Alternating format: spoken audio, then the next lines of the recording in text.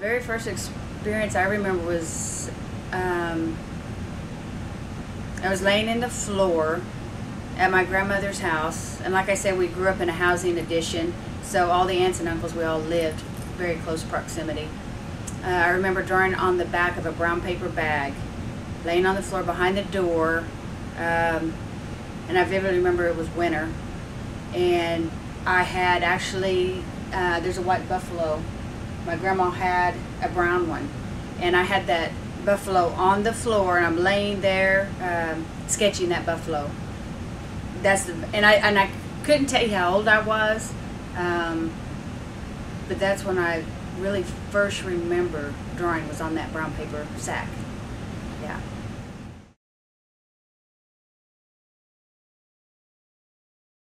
My dad's first studio was at the end of a convenience store. He rented the building, and it wasn't too far from Cherokee Heights. And I remember vividly I was right at about 12, about what my niece is now. And my first job was I had to learn how to stretch canvas.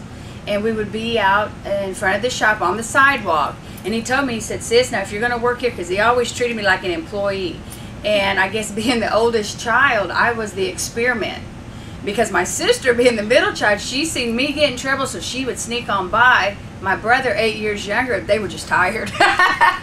You know, and he figured it out real quick. So I was the experiment child. But anyway, I was on the sidewalk, and I remember this so clearly. He said, "You know, if you're going to work down here," and like I said, he treated me so serious, "if you're going to work down here, you need to know every aspect of this business, and you have to start from ground up, from cleaning the bathroom, sweeping the floor, and today we're stretching canvas."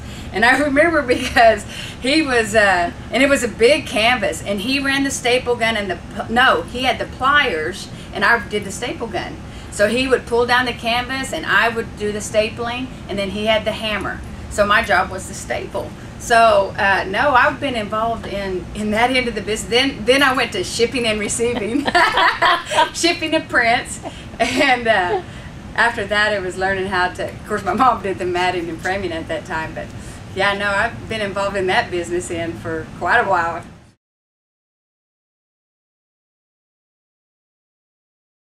The first one that I remember would have been first grade, and the local things that you had at your school. And then I entered student competitions at 5 Tribes, won some awards there. I'm not sure if I think I was out of high school, or right out of high school, when I entered the Cherokee Museum or Heritage Center in Tahlequah. Trail of Tears show, what are you talking about? I can't remember if it was Trail of Tears. I don't remember honestly which one it was. I just remember I won an award. I was over the top, and it was probably like second or third, but I mean, I was just like, wow, yeah, that was great. But the best thing about that show that I remember, and I made a copy of the check, was that Wilma Mankiller was chief at the time, and she got to go in and of course view the show, and she purchased my painting. Oh. And I remember making a photocopy of that check, and I have it somewhere, because that was the first big piece that I sold. Yeah, I was on the top of the world. I thought that was just the coolest thing, because that was like getting a blue ribbon to me, having her, the first female chief, buying a piece of my art. And I thought that was pretty all right.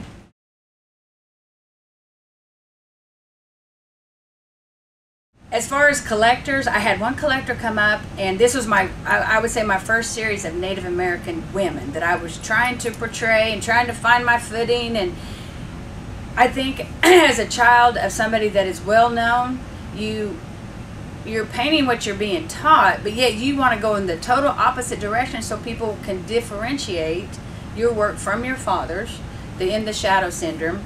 And the collector came up and said, "I just don't think those women are ever going to sell for you."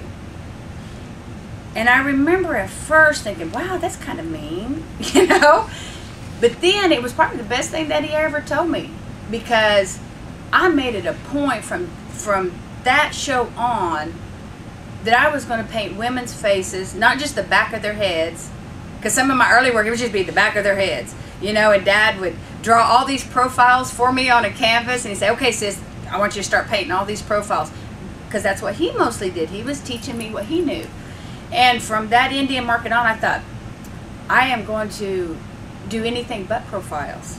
And I started just practicing and practicing and practicing and trying to get the color right. And different things. So it grew to where I had some people that collected my work because I was Bill's daughter, and then as my style grew and the more time you spend and you get better at your art, I started to have a collector base that didn't even collect dads.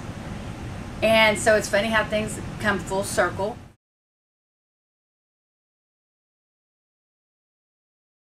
It was getting down to the deadline for the sketch, and I don't know if a lot of artists are like that, but I'm usually like right down to the deadline. Maybe it's an Indian thing, I don't know.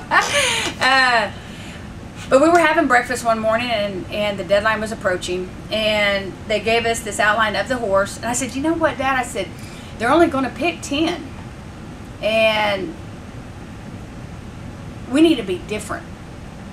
So instead of you doing a pony, me doing a pony, because these sketches are flat, I said, let's put your design on one, my design on the other, and tell them it's going to be one pony where you paint one side, I paint the other. He's like, man, that is great, sis. So we get back to the studio, and I said, okay, the horse culture is mostly your Plains tribe, so let's go that direction. I said, on your side, what do you think? You paint the male warrior or his version, what he's responsible for within that tribe. I'll do the female version on my side. And we still have the original sketches. When we sent that in, we were hopeful, you know, we wanted it to be different, and we was approaching it as a collaborative effort. There was over 400 entries, international, when they called. They picked 10, and we was one of the 10. And I was so nervous. You know, when you're doing a sketch and you're jumping out there and you're like, woohoo, yeah, let's do it. And then when you get chosen, you're like, oh yeah, now that's pressure. So yeah, that was so cool. And they sent us the horse, and at that time they were doing what they called maquettes, so they were smaller horse, not a life size. And Dad actually finished his side first. I always when we do collaborative, I always would let him go first, and then it was my turn to do my side. And I actually worked on my horse quite a bit while he was in the hospital. And I would just bring my little paint table and worked right beside his bed in the room.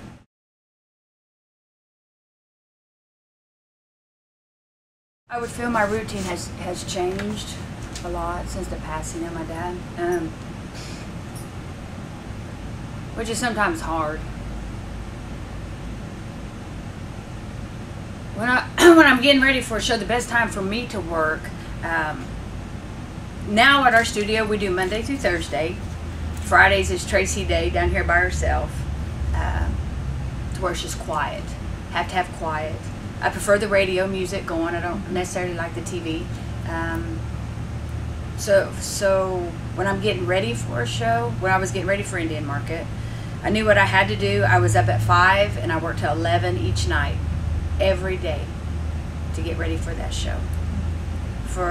It was right at about 3.5 weeks, and it was crunch time.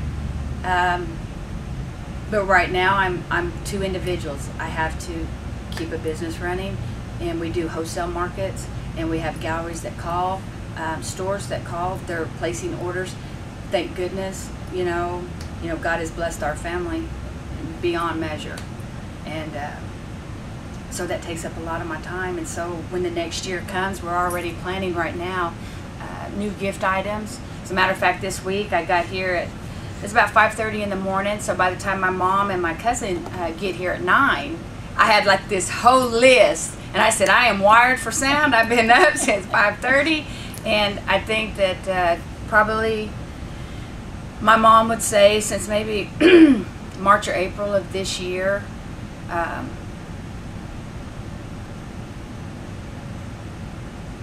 you start to feel a little bit getting back into the groove. It's been a process.